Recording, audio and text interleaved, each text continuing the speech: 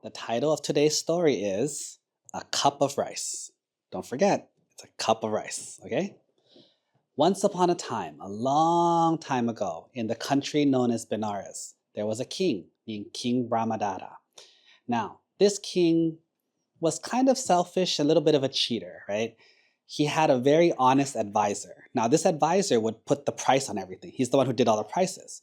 So when someone comes and the king sees a nice toy, he's like, oh, I want to buy that. What's the price? The advisor would think and give a fair price, $5. And the king's like, no, I want to buy it for $2. Like, nope, the fair price is $5. The king got mad, but he'd buy it for $5. Then he'd get another thing. And the guy says, hey, I want to buy this and then sell it. And the king says, how much is it? And the honest guy would give the honest price. That's fair for the seller and the buyer.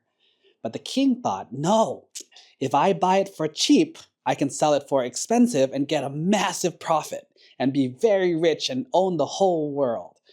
And the honest merchant said, the honest price fixer said, no, we have to be fair to the seller and to the buyer.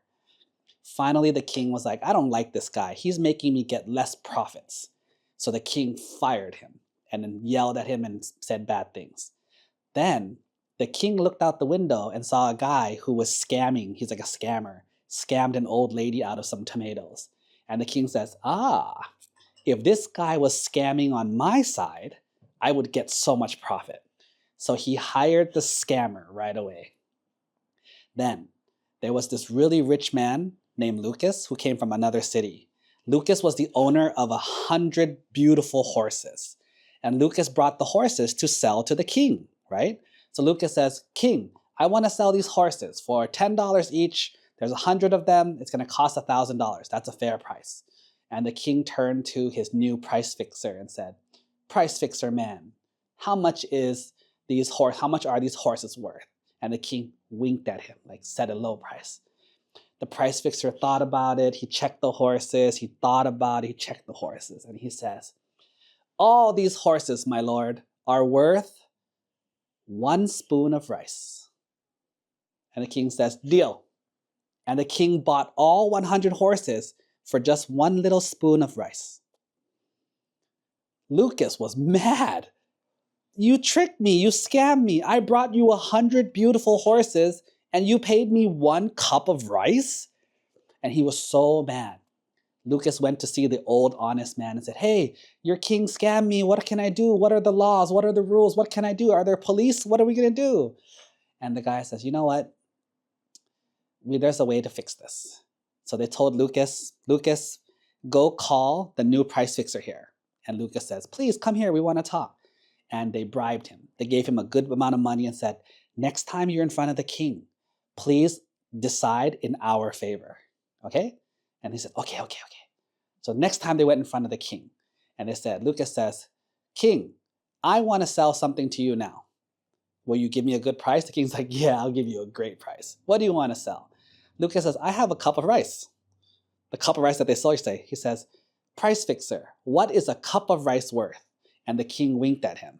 But then Lucas winked twice. So he knows who to listen to. And so the price fixer thought about it, held the rice in his hand and says, this cup of rice is worth the whole city. And everyone inside and everything that belongs to the city is worth a cup of rice. And Lucas was like, well, then I guess I can buy the whole city for 1 cup of rice. And the king's like, no, that's crazy. That's so weird. That's so dumb. Why would you say that? And the king says, you silly man, you're fired, and fired him. And then hired the honest man back.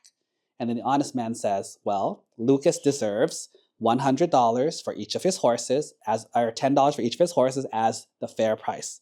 The king paid the fair price, and then Lucas was happy. And everybody was happy, except for the king, because he wanted the trick. But the moral of this story is what?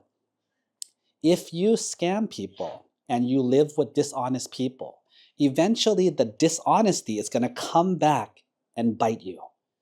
If you take advantage of others, that means you created a system where other people want to take advantage of you. You cannot always take advantage. You cannot always cheat and scam and win. Even scammers in the world, there's so many scammers out there who hurt people and steal their money. But in the end, two things will happen. Three things will happen.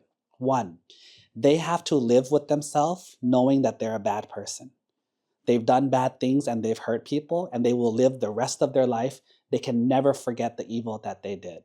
Number two, people in the world don't like these people. So if somebody finds out what evil you've done, they're going to yell at you, they're going to hit you, they're going to put you in jail. They might even try to kill you or something because people hate you. But the most scary thing is you have to pay for this karma in many lives, in many hells, in many lives, over and over. You have to pay for it. That's why being evil is never worth it. Say it with me. Being evil is never worth it. One more time. Being evil is never worth it. Sadhu.